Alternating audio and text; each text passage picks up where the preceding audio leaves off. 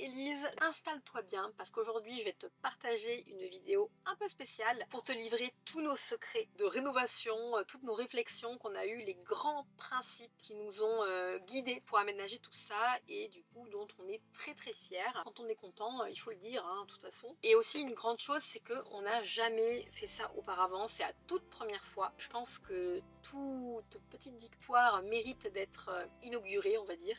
Je sais pas si on inaugure une victoire, mérite d'être célébrée. Toute petite victoire mérite d'être célébrée. Et donc c'est le cas, je fais honneur aujourd'hui à notre cher et tendre Squeaky, notre gros bébé de 3 tonnes qui a mis 9 mois à arriver. Alors déjà, par ce temps de chiottes, j'espère que tu vas pas entendre trop la pluie ou peut-être les voitures qu'il peut y avoir derrière. Excuse-moi de ça déjà.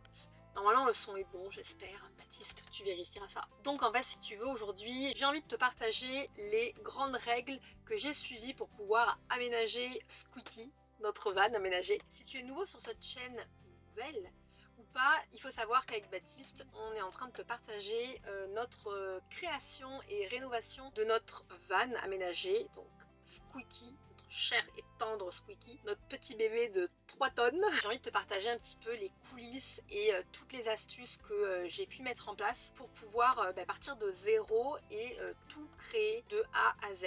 Et honnêtement, on est très fiers. Je suis très fière de ce qu'on a accompli clairement parce que il faut savoir une chose, c'est qu'on n'a jamais créé de van avant ça. On n'a jamais acheté et rénové un van aménagé. Donc c'était vraiment un gros challenge pour nous de créer ça. Alors avant tout, on a une équipe de choc. Il s'agit entre autres de Baptiste, de moi-même, de nos mains, notre cerveau et bien sûr notre imagination.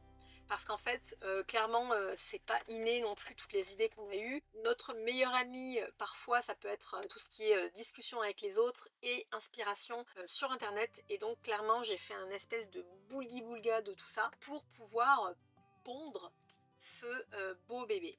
Alors nous, il y avait quand même des choses qui nous guidaient un peu dans la création de ce van. Avant tout, on voulait en fait pouvoir tenir debout. Alors, on n'est pas très grand, hein, donc au moins on avait l'avantage d'avoir le choix. On avait aussi envie de pouvoir travailler à plein temps depuis le van, donc quelque chose de confortable. Et enfin, on voulait être complètement libre de voyager dans des endroits froids, dans des endroits chauds. Donc il fallait que notre van soit adapté finalement à tout type de climat. Donc il nous fallait un fourgon pas trop petit, pas trop grand non plus, parce que nous ce qu'on voulait c'était pouvoir se garer en ville. Il n'y a rien de pire que pas trouver de place pour pouvoir aller faire ses courses, visiter quelque chose, et bien sûr pas trop grand pour pouvoir être non plus trop limité si tu veux rentrer dans des parkings, des ponts, etc.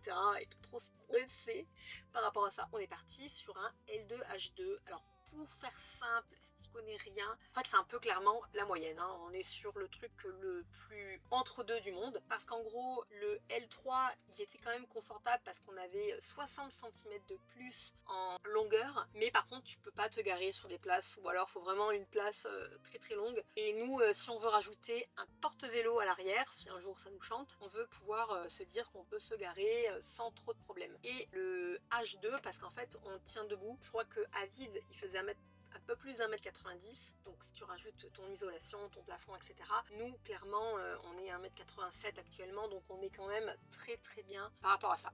Et ensuite, les autres critères en termes de marque, vu qu'on voulait pas mal voyager en Europe, il nous fallait un fourgon qui puisse être réparable, on va dire, à peu près partout. Donc on va pas partir sur une marque trop précise, trop complexe à changer s'il faut changer des pièces, etc. Donc nous, on est parti sur un Peugeot, on est très content. Et en termes de prix, on s'était donné à peu près une fourchette, plutôt une moyenne autour de 15 000 euros.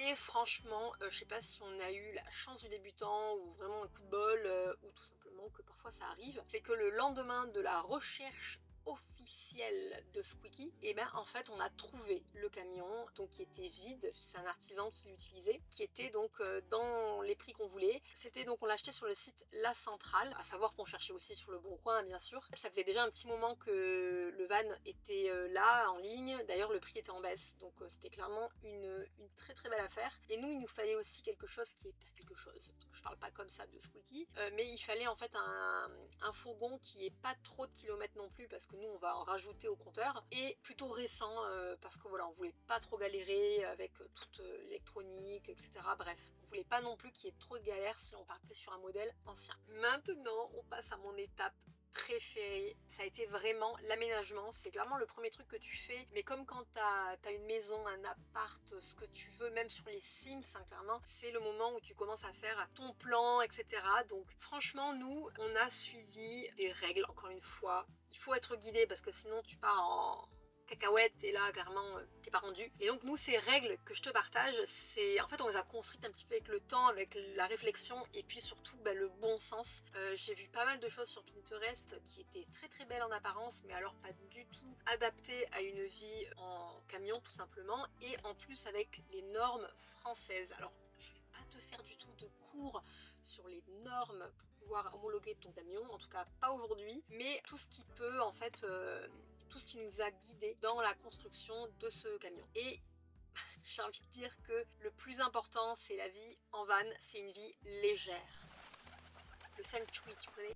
Non, en gros, il faut vraiment se dire qu'il faut gagner le max de place, on veut pousser les murs au plus possible, donc tout est réfléchi par rapport à ça. Nous, c'est ce qu'on a fait et on est ultra content, on est vraiment trop content du résultat, et on a vraiment essayé de grappiller le max de place dans les recoins, tout ça. Mais alors avant tout, first rule, première règle, oui j'aime bien parler anglais, c'est plus je mets de placards, plus je mets de bordel. Et ça franchement, s'il y a une chose qui nous a vraiment guidé dessus, ça a été de vraiment réfléchir chaque chose à sa place. Donc j'ai listé tout ce dont j'ai besoin, mais surtout j'ai fait en sorte de ne pas mettre trop de placards parce que déjà ça surcharge l'espace, et en plus on n'a pas besoin de tout ça.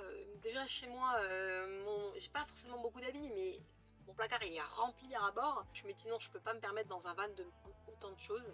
Donc on réduit les placards et donc forcément tu réduis les affaires. Deuxième règle, c'est je me libère de tout ce dont je suis dépendant. Et ça, c'est vraiment le plus compliqué à gérer quand tu es en van, c'est qu'en fait, on a dû se poser la question de quoi on était dépendant. Alors déjà, il faut savoir qu'on est dépendant de l'électricité. Et donc nous, pour remédier à ça, on a installé des panneaux solaires jusqu'à 800 watts, je crois, si je dis pas de conneries. On est super content parce que même par temps de pluie comme c'est là actuellement, on arrive en fait à capter des watts, et en plus on a fait une vidéo pour te montrer qu'on a mis des panneaux inclinables. Déjà on coche cette chose là. Après bien sûr quand il était vraiment à zéro, voilà, et là tu vas rouler, tu vas vraiment au soleil. Ensuite, deuxième chose, c'est le gaz. Alors nous on a réfléchi à mettre uniquement notre plaque de cuisson au gaz, comme ça notre recharge en fait nous permet de durer plus d'un mois, donc nickel encore une fois par rapport à ça.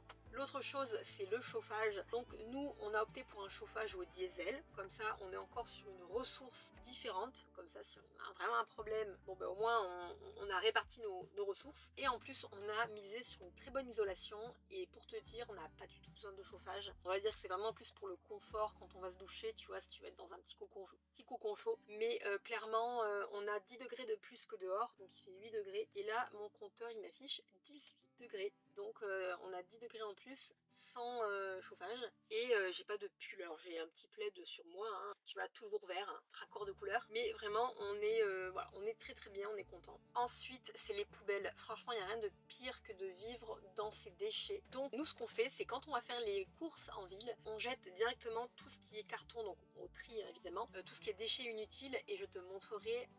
Je suis trop fière, mais en gros j'ai mis en fait des bocaux pour tout ce qui est épicerie sèche, et donc ce qui me permet en fait de pas stocker des paquets de pâtes, des paquets de riz, des machins et tout. Je mets directement mon riz, et je peux acheter en vrac d'ailleurs avec ça, et comme ça tous nos déchets sont quasiment jetés à la poubelle avant même d'être consommés. Ça c'est trop pratique. Autre chose en termes de dépendance, finalement on est quand même très dépendant, hein, c'était les eaux noires. Nous on voulait pas devoir chercher tous les 4 matins une station pour jeter nos toilettes chimiques, au-delà du côté écologique. Donc on s'est libéré de ça en optant pour des toilettes sèches à séparation. Et franchement, on est trop content. C'est trop cool par rapport à ça. Et bien sûr, je garde le plus beau pour la fin en termes de dépendance, c'est l'eau. Et ouais, franchement, on est des êtres constitués au maximum d'eau, et tu le ressens quand tu n'as que 100 litres de réserve d'eau. Et clairement, nous on a 100 litres, et nous on est content parce qu'on a mis un système de gouttières pour pouvoir en fait récupérer l'eau de pluie. Donc tu t'en doutes, hein, l'eau de pluie elle est peut-être un petit peu sale, etc. Même si c'est quand même considéré comme de l'eau fraîche, j'ai envie de dire. Mais comme on peut la mettre directement dans notre cuve et qu'elle est filtrée après, il n'y a pas de souci. Toujours pour l'eau, on a opté pour une douche solaire. Et le gros avantage, donc, c'est qu'on n'a pas pris de chauffe-eau parce que ça gaspille trop d'eau, clairement. Et puis bon, certes, nous, on doit faire chauffer de l'eau pour avoir de l'eau chaude, mais au moins, on utilise vraiment ce dont on a besoin et c'est trop pratique. Donc, je voyage léger. Puis en plus, ça fait plus de place pour l'apéro. Mais en gros, on a vraiment réfléchi de A à Z à tout ce qui pouvait être léger. Et pour te dire, j'ai vraiment calculé pour toutes les plaques, pour le mur, les meubles, etc. J'ai calculé, ouais, je suis un peu tarée, le poids complet en fait et le comparer par exemple avec d'autres matériaux, du lambris, etc., des épaisseurs différentes, quel est le delta vraiment qu'on peut retrouver. Et donc nous on est parti sur un contreplaqué 3000, contreplaqué 5 mm pardon, et on est trop content. Et donc en fait pour ça, pour réfléchir léger, on a fait, d'ailleurs je suis trop deg, j'avais fait une vidéo et d'ailleurs qui a été supprimée, mais comme je t'ai dit dans la boulette, mais j'ai fait les portes de placard en canage, déjà pour que ce soit joli, que ça aère et donc ça fait du poids en moins. Les murs, c'était pas une option pour moi de prendre du contreplaqué plutôt que du lambris, parce que bien que le lambris ça fasse très beau, voilà, petit côté chalet, machin chouette, ça reste quand même lourd, c'est épais, on est clairement sur au moins 1 cm d'épaisseur, donc c'est con, mais tu perds des centimètres à chaque fois, puis tu es obligé de faire un truc lisse en fait, hein, alors que nous on est vraiment allé chercher nos recoins, et donc non, le lambris on n'en voulait pas du tout, même si je trouvais ça très beau d'avoir ce côté bois, etc. Et donc on a opté, nous, comme tu as peut-être vu la vidéo, pour du lino au plafond et au sol, et donc franchement le résultat il est trop canon, c'est super, c'est beaucoup plus léger, c'est beaucoup plus facile à nettoyer, et en plus si tu as de l'eau qui coule, bah, au moins encore une fois ça va pas traverser en bas, donc pas de parquet non plus. Donc, voilà, on a vraiment réfléchi léger, on a fait des rideaux faits maison par Baptiste, pour la première fois de sa vie qu'il fait des rideaux, bah écoute, c'est vraiment réussi. Et pareil, si tu... Nous en fait on a évité de mettre des portes de placard, de temps en temps du coup on a mis du cordage, je crois qu'on dit ça, du cordage, des cordes, c'est très pratique et visuellement c'est pas moche de voir tes habits, parce que voilà, c'était on a mis nos oreillers, on a mis nos manteaux, donc ça va clairement. Quatrième règle, la lumière, c'est mon repère, et clairement on est tellement content d'avoir fait autant de fenêtres. Ça a été un peu le débat dans nos familles, mais pourquoi faire autant de fenêtres, vous allez perdre de la chaleur. Là c'était quand même des réflexions qui ont du sens, hein. Mais nous du coup on a opté pour des fenêtres quasiment sur chaque face, parce qu'on voulait se dire que dès qu'on est assis, on peut rien dire sans bouger, avoir un visuel sur chaque côté. Voilà, si quelqu'un arrive, s'il y a une voiture, s'il y a un truc, je sais pas, s'il fait beau, selon comment t'es garé, ah si on regarde les étoiles, bah tiens tu changes de côté, etc., sans avoir à sortir. Et aussi on voulait pas que quand on travaille, il y en ait un qui ait la vue, bah, comme tu vois derrière, quand il travaille il a la vue, et puis l'autre il voit le mur. Voilà, on voulait quand même pas mettre un de côté, donc comme ça on a vraiment une vue, et c'est vraiment trop canon sur ça. En plus du lanterneau, et on regrette pas du tout. Et d'ailleurs on est parti sur des vitres, on a fait des vidéos sur ça, hein, Carbest, en verre, donc déjà c'est beaucoup plus solide que du plastique, ça isole beaucoup mieux, et dont une d'ailleurs avec une fenêtre, comme ça t'aères, tu fais tes pâtes, clac clac, il y a un peu trop de buée, t'aères, et on regrette pas du tout. Et encore une fois en termes de chauffage, de chaleur perdue, ben, on voit pas du tout la différence, on n'a pas de fraîcheur qui vient des fenêtres, vu que dans tous les cas on a nos rideaux la nuit, on regrette pas du tout d'avoir fait ça. Et cinquième règle, et pas des moindres, la dernière, c'est que on s'est rendu la vie confortable, c'est-à-dire que même si le van est petit, on va quand même pas se fouler, hein, on va pas trop marcher. Non, en gros, on a mis tout ce qui est lampe des va-et-vient. Comme ça, tu peux allumer et éteindre ta lumière depuis ton lit. Et pareil, en partant, t'as pas besoin de remonter avec tes chaussures dégueulasses pour aller éteindre la lumière. Là, t'as tout à disposition. C'est suffisamment lumineux aussi. Donc, on a réparti nos lampes. Les prises, pareil, USB, les prises USB. Non, adios, ça sert à rien. Donc on est parti sur des prises classiques qu'on a réparties donc à peu près sur les angles par rapport, ben voilà, là j'ai besoin de travailler, clac, je me branche et ça me gêne pas, j'ai pas le truc dans les pieds. T'as un ustensile, tu veux, je sais pas moi, faire ton smoothie, tu veux mixer ta soupe, etc. Ben pareil, très pratique. Ça au moins c'est quelque chose sur lequel on s'est rendu la vie confortable. Ça on s'est donné aussi une petite ambiance, donc c'est la guirlande que tu vois derrière. En fait on voulait ce côté un petit peu camping, pas une lumière trop forte, tu vois, si le soir on veut manger, on veut regarder un film, etc. On veut lire. Une petite lumière qui vient en fait, c'est des guirlandes de Noël, hein, dans les couleurs chaudes. Et donc on a récupéré une corde, des feuilles, etc. Comme ça tu peux te faire une ambiance. Et ça franchement ça n'a pas de prix. On est trop content d'avoir eu cette idée. Et ensuite il y a toute une panoplie d'objets hyper pratiques, légers, etc. Que je te ferai une vidéo dédiée si ça t'intéresse. Et bien écoute, si cette vidéo t'a plu et ces grands principes t'ont aidé, t'ont donné des idées, etc. N'hésite pas à nous dire en commentaire si tu en vois d'autres. Comment t'aurais fait d'ailleurs si t'as jamais fait ça, si t'as même pas forcément le projet de faire un van, mais t'as des petites idées, mets-les en commentaire, ça pourrait aider la communauté, ça pourrait nous aider aussi pour les prochaines fois ou pour nous améliorer, donc n'hésite pas.